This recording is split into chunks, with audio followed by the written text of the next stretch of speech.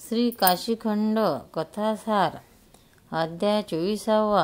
लक्ष्मीपतीस सुदर्शन चक्राची प्राप्ती. विष्णुदूत शिवशर्म्यास कथा सांगत होते.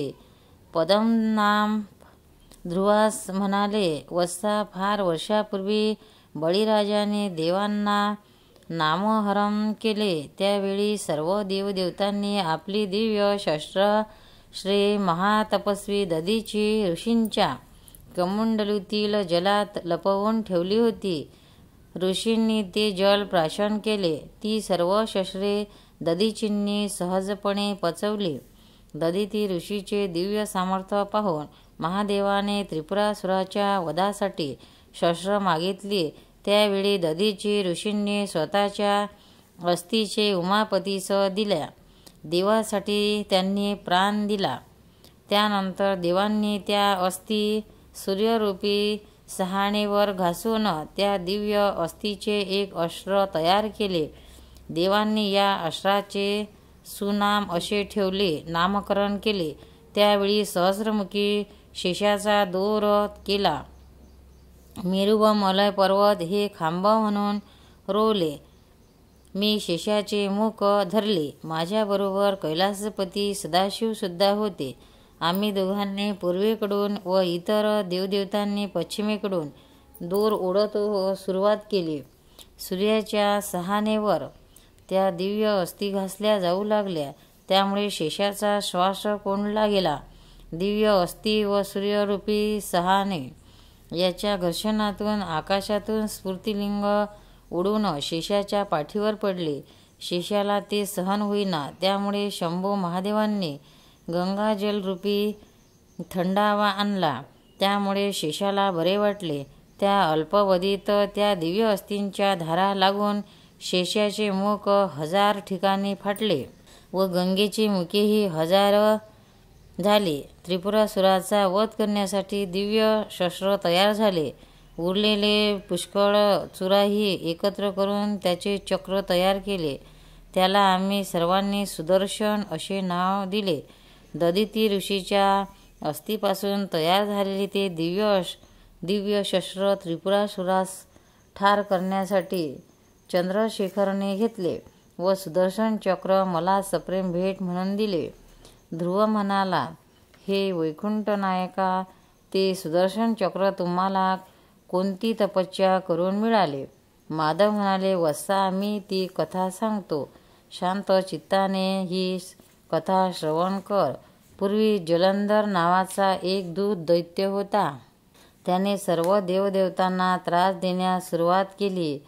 पृथ्वीवरील अनेक लोकांना त्याने यमलोकी पाठवले. तो स्वतःला सर्वशक्तिमान समजत होता. जलंधराने शक्तीच्या जोरावर पृथ्वी व स्वर्ग जिंकून घेतला.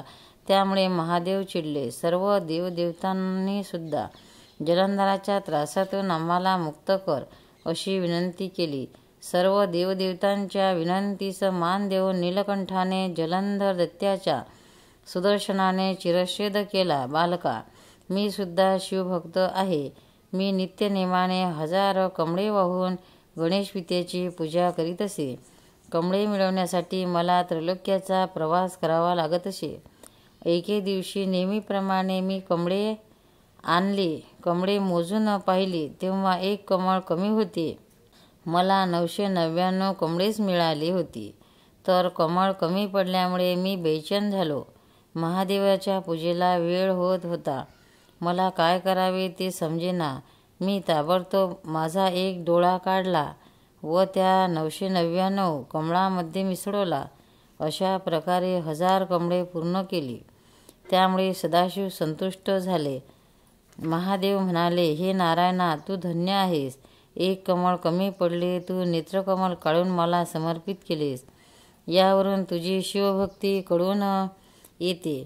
तुझी शिवभक्ती पाहून मी प्रसन्न झालो. हे सुदर्शन चक्र घे. या दिव्य चक्राच्या साह्याने तू अनेक दैत्यांचा नाश करशील. तसेच उत्तरेस एक अढळपद आहे, ते पण मी तुला देतो. त्यानंतर विष्णूने लक्ष्मीसह भक्तराज ध्रुवालाही आपल्या वाहनावर गरुडावर बसविले. मधुवनातून गरुडाने उड्डाण केले. तो वाराणसीजवळ आनंदवनात आला. ध्रुव बालका, हीच माझी जन्मभूमी आहे असे सांगून श्री हरीने गरुड वाराणसीच्या पंचक्रोशाजवळ उतरवले. मधुसूदन म्हणाला, ध्रुवा, ही अशी आहे. हे महादेवाचे निवासस्थान आहे. येथे विश्वेश्वर नावाचं शिवलिंग आहे. या काशीस अभिमुक्त क्षेत्र म्हणतात. या मणिकर्णिकेत स्नान केल्याने मृत्यूनंतर शिवलोक प्राप्त होतो. या काशी क्षेत्राचा महिमा अपार आहे. आता आपण उमापतीची आराधना करूया. त्यानंतर पद्मनाभाने ध्रुवाकडून ध्रुवनेश्वर नावाचे शिवलिंग स्थापन करून घेतले.